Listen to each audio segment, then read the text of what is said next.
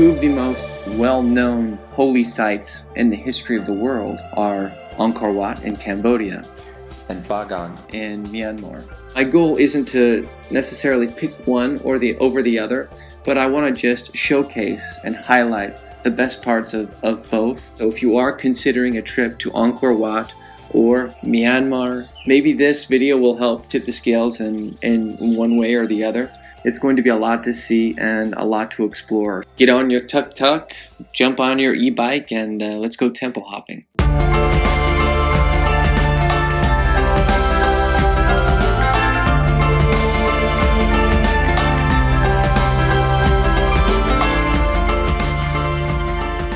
The archaeological park of Angkor is spread out among 400 kilometers. The famous temple that you're seeing here is just one part of that.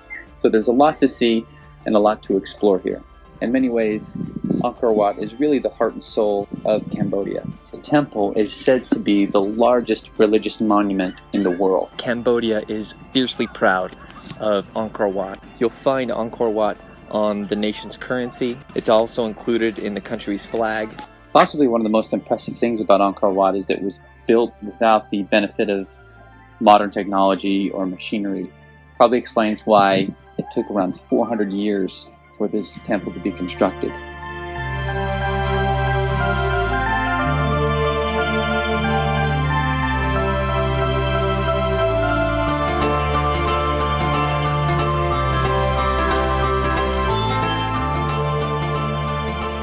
The Temple of Angkor Wat gets a lot of love for its exterior shots, for the towers, those 5 towers, and the sunset shots, but really you do yourself a disservice if you don't come on the inside and see the carvings on the walls. Also, one of the good things about coming on the inside is it gives you a respite from the heat. I'm here in November, which is generally a good time to come because it's the dry season, so nothing falls from the sky, but that doesn't stop you from getting wet because you certainly sweat. It is very hot. It's about 92 degrees here right now. Angkor Wat, unsurprisingly, is a UNESCO World Heritage Site. It's also referred to as one of the man-made wonders of the world. There are a lot of different lists out there with wonders of the world now. Angkor Wat has been listed as one of the man-made wonders of the world, so it's got terrific recognition and it's deserved. One of the benefits of having Angkor Wat be a UNESCO World Heritage Site is that funds are contributed for the preservation of the temple. Work is being put back into the temple to ensure that the temple itself is preserved and kept in really good shape for years to come. It's important that money goes back into it for preservation efforts.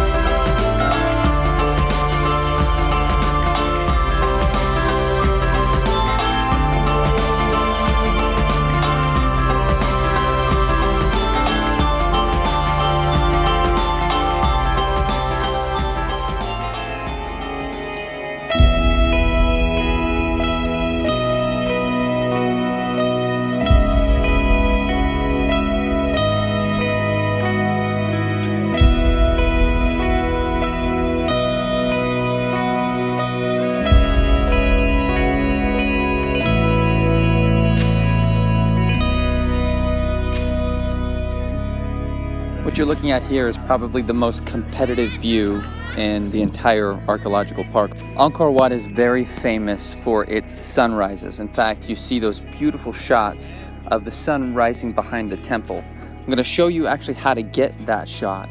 At the very front of Angkor Wat, there are 2 pools, one on the right side and on the left side. You'll see those as you come through the main entrance. You actually want to come right when the park opens, very, very early at 5 o'clock in the morning, and come all the way to the left side, the left pool. And you'll come to the very corner of that pool, all the way up to the water. This is probably one of the most competitive spots to get a picture, as a lot of people race to get here early, and most of the good spots will be taken up probably before you get here. Some people get here around 4:30, 4:20 before the park opens and are queuing, and then sprint when the park opens right at 5 o'clock. Obviously, if you are going to come here early to get a sunrise shot, you'll need a tripod, you'll need to know how to take long exposure photographs, and then you'll need to learn how to function on little sleep because you got to get here really early.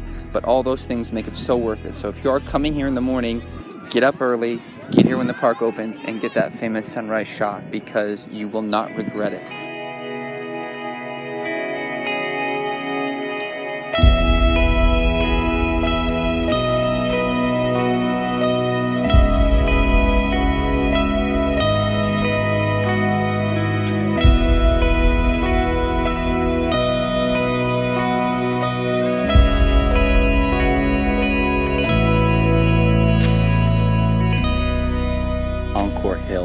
Phnom Penh. It does provide an excellent 360-degree view of the entire region, which is impressive.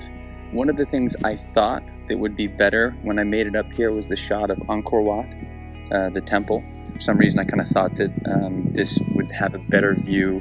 Unless you have a really nice zoom lens on your camera, you may not get the best shot of Angkor Wat. But more than that particular view, it does give you an excellent view of, again, the entire area, which is neat, and the sunset as well. Yesterday I was up here for the sunset, but the sunset shots were spectacular. They were extraordinary. Do remember, get here early. Don't come up here expecting the perfect view of Angkor Wat. Come up here more so expecting a beautiful 360-degree view of the entire area, and you won't be disappointed.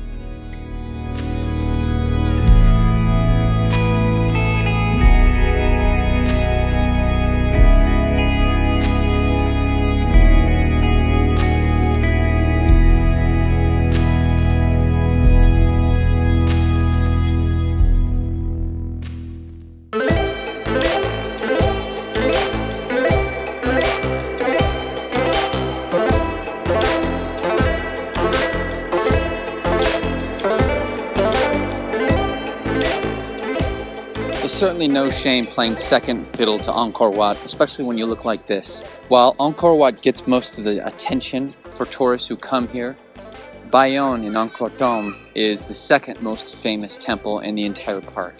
Angkor Thom translates into great city or large city. By looking at it, you can see that it's pretty well preserved, not quite as preserved as Angkor Wat, but it truly stands out. What it's most known for are the face towers that surround the temple.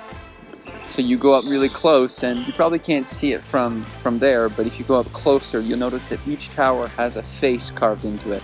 And what I like about these faces is they're actually smiling. And the faces themselves are pretty well preserved. Coming here to Angkor Thom is terrific. And Angkor Thom is more than just Bayon. There are temples and sites all over this city. Angkor Thom was the capital, so a lot of the action went on right here. And Bayon was the center of that capital.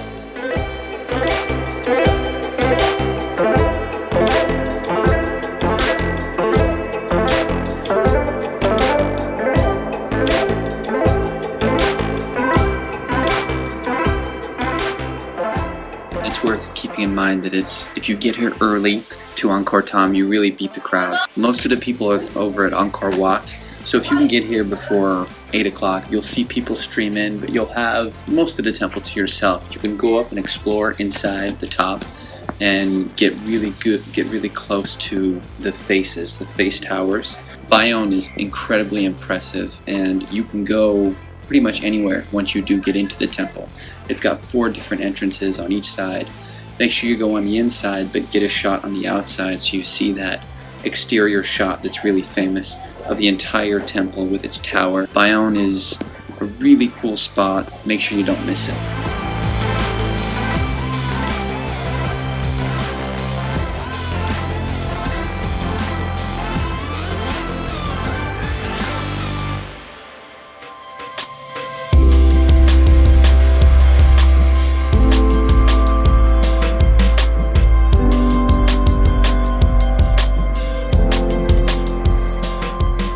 If you're looking for another incredibly unique spot, look no further than Prohm. As you go into the inside of the temple, you see that the trees have kind of been morphed or fused together with the rock, and it really just gives you an outstanding look. It's really unique. I've never really seen anything like it. Prohm, along with Bayon, those are the 2 really other main attractions here in the park other than Angkor Wat.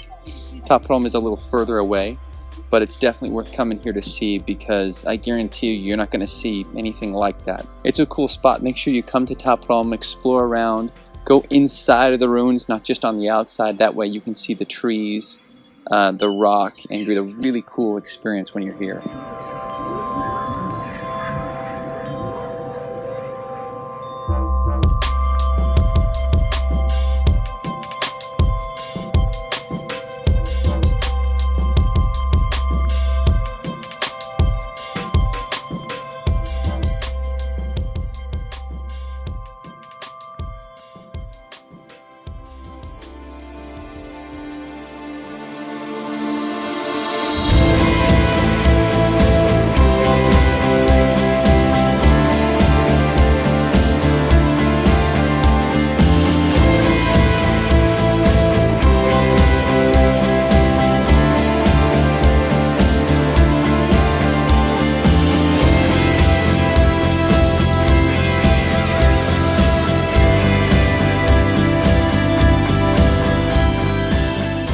Welcome to Myanmar, or as it used to be known, Burma.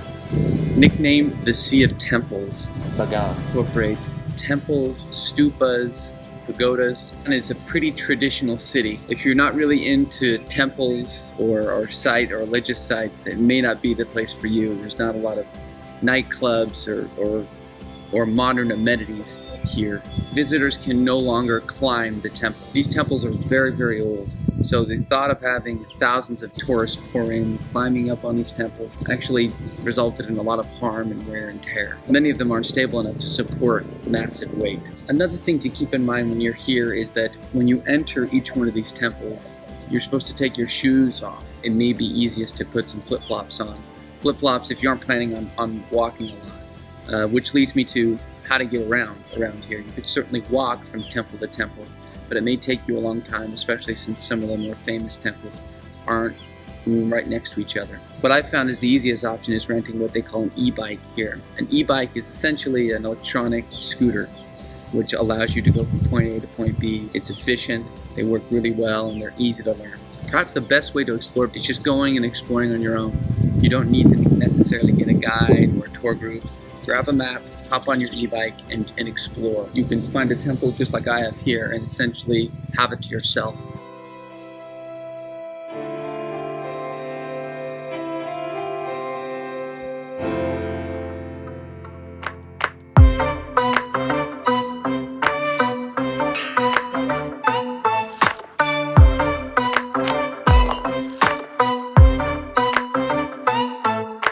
If you've come to Bagan looking for the most holy or important temple in the entire city, look no further than the Ananda Temple. It holds a huge significance in the city. You go inside and you're just immediately struck with the size of the temple, the beauty, the sculptures. There are sculptures that are towering all the way up to the ceiling. The writing on the wall is intricate, it's beautiful, and it's lit by the natural light that comes in through the window. Now, there are a lot of temples, there are a lot of sights to see, and you surely can't see them all. You won't be able to see them all.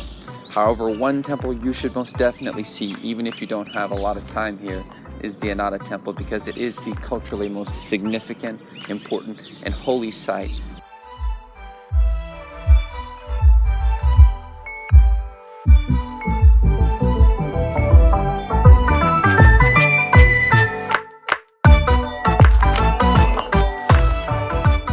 One thing to remember when you are visiting holy sites is that you actually have to remove your shoes and your socks. You do this right at the entrance. The inside is decorated with sculptures, huge towering statues. You see how high the ceilings are, and you see how large some of these statues are as well. You see the Buddhas who have achieved nirvana. Ananda Pato roughly translates to endless wisdom.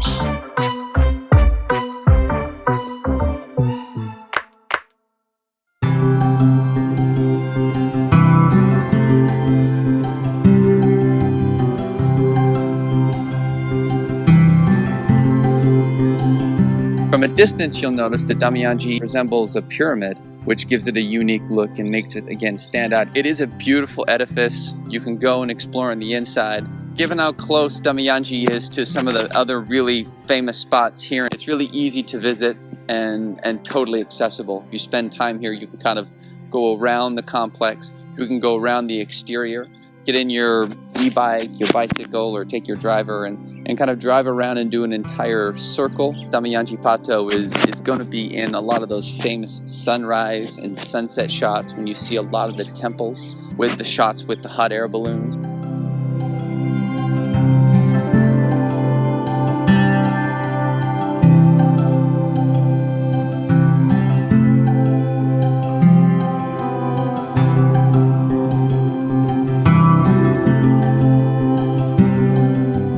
From a distance, it's totally visible almost anywhere in the entire city.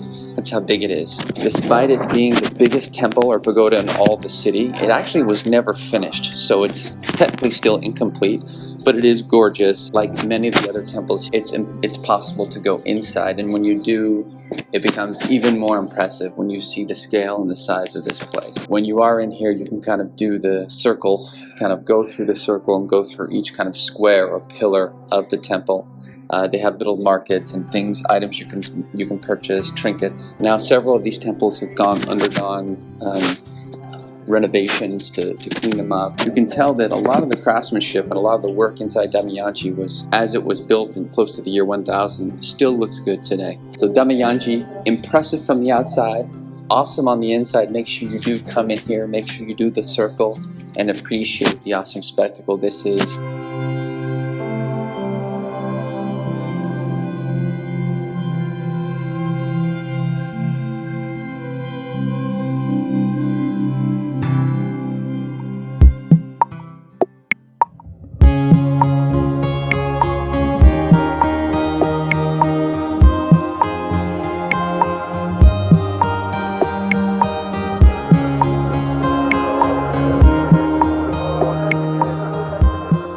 This pagoda is one of the oldest and most precious in all of Bagan. It obviously stands out with this gold dome. Visitors flock here to do a lap around the temple. The Shwezigon Pagoda is a little further away from some of the main temples, but it's definitely worth coming to. It's actually not terribly far away. Using my e-bike from my hotel, it took me around 15 minutes to get here, and I wasn't even going very fast. You can come here during the day or the nighttime. At night they have this actually all lit up with spotlights on the pagoda. It's hard to do this place justice in terms of its beauty. The gold in the sun, when you see that gold color in the sunlight just beaming, it really is terrific. The entire atmosphere too is very tranquil, it's calm, and just teeming with charm. You'll notice people coming around and going inside of the pagoda. You'll notice people worshiping and praying. And despite the fact that this is a very popular tourist attraction, like many of the other places here, it's a very sacred area. And so if you do come here to document it, to take pictures, and to appreciate it, just be respectful and show proper courtesy for a place where people worship and come here to pray. Shwezigon Pagoda may be my favorite site in all of Bagan. It is just terrific. It's beautiful. I love how it stands out. It looks so new and fresh and clean. It's definitely a site you can't miss.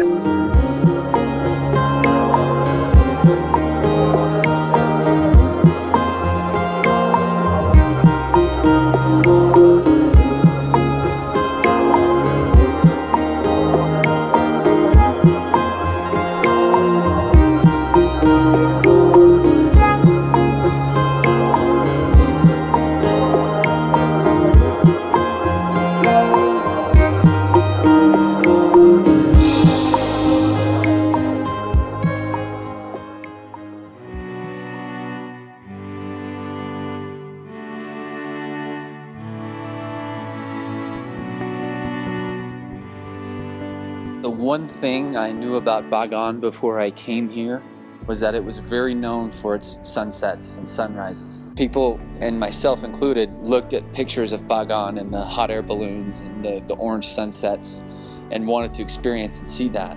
Those classic shots with the temples and the sunset in the background.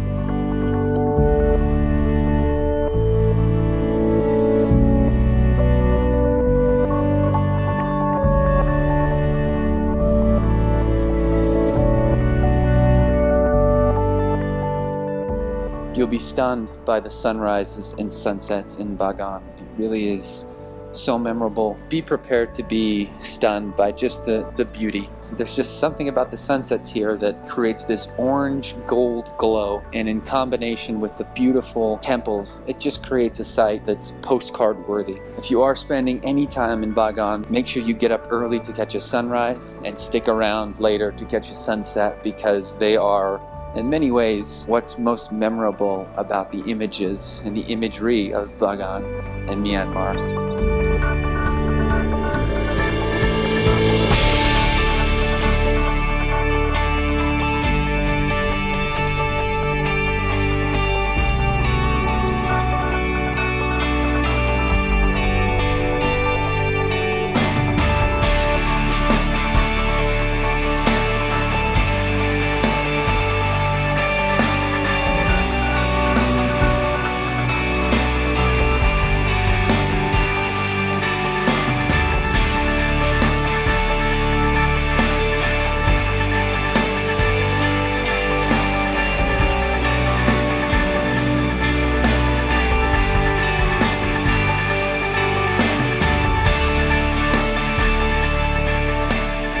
It's really hard to compare Angkor Wat to Bagan as they're both very different, but they both have outstanding benefits, two of the most famous spots that you could ever travel to. So picking one over the other is kind of tough. It may just depend on your personal preference. If you're trying to narrow down which one to visit, I may say try and find time to do both, because they're actually not too far from each other. You can take a flight from Cambodia to Myanmar and see both. They definitely merit it.